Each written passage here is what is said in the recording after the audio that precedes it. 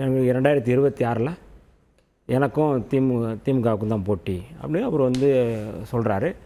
அதில் வந்து தவறு அப்படின்னு நான் வந்து சொல்ல முடியாது.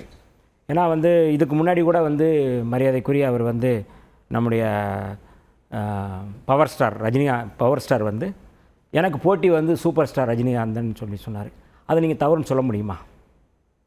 அவர் ஒரு நம்பிக்கையின் அடிப்படையில் அவர் வந்து எனக்கு போட்டியே வந்து சூப்பர் ஸ்டார் தான், வேறு யாரும் இல்லை, கமலோ இல்லை வந்து சிம்புவோ மற்ற தனுஷ் இவங்கெல்லாம் எனக்கு யாரும் போட்டி இல்லை, ஸ்ட்ரெயிட்டாக எனக்கு வந்து சூப்பர் ஸ்டார் ரஜினிகாந்த் எனக்கு போட்டின்னு அவர் வந்து அது சொல்கிறாரு. அதுபோல் தான் இதை நான் வந்து பார்க்குறேன். அதில் வந்து அது அவர் உரிமை சார்ந்தது, அதுக்குள்ளே போகல. ஆனால் அவருடைய ஒட்டுமொத்த அந்த 20 நிமிஷம் உரையை நான் வந்து கேட்டேன். அது ஒரு ஷூட்டிங் ஸ்பாட்டில் அவர் வந்து கடகடன்னு பேசுனது போல் நான் பார்க்குறேன். புதிய கண்டென்ட் எதுவுமே இல்லை, எல்லாமே காப்பி பேஸ்டாக தான் இருக்குது. நான் ஒன்றா சொல்கிறேன் பாருங்களேன். இல்லை, மாநாட்டு உரையிலிருந்தே அந்த ஷூட்டிங் அப்படிங்கிற விமர்சனத்தை தொடர்ந்து வைக்கிறீங்க. அவர் ஒரு அரசியல் தலைவராக இருக்கக்கூடிய நிகழ்வுகளை உள்வாங்கி பேசுகிறாரு அல்லது விஷயங்களை தொடர்புடைய நிகழ்வுகளை விமர்சனங்களை வைக்கிறாருன்னு பார்க்க சொல்ல இன்னும் நிறைய எதிர்பார்க்குறேன் அப்படின்னு சொல்லி சொல்லுவார். அதுபோல் வந்து நாங்கள் எதிர்பார்க்குறோம்.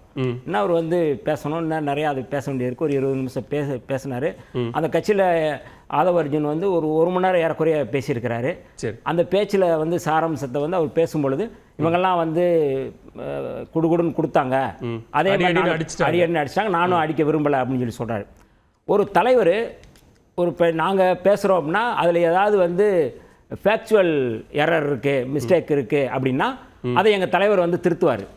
இப்போ அவர் வந்து சொல்கிறாரு, நாங்கள் வந்து விடுதலை சிறுத்தைகள் வந்து வேங்கை வயலுக்கு போகலை அப்படின்னு சொல்லி அவர் அவ்வளோ பொதுக்குழுவில் பொது வெளியில் வந்து அவர் வந்து பேசுகிறாரு.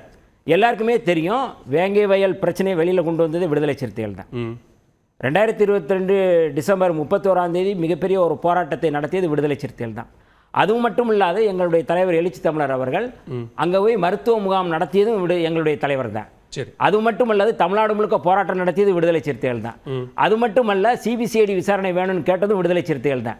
அது மட்டுமல்ல அரசு தான் கூட்டணியில் தான் இருக்கோம், நாங்கள் வந்து அதுக்கு அரசுக்கு எதிராக தான் போராட்டம் நடத்தணும்.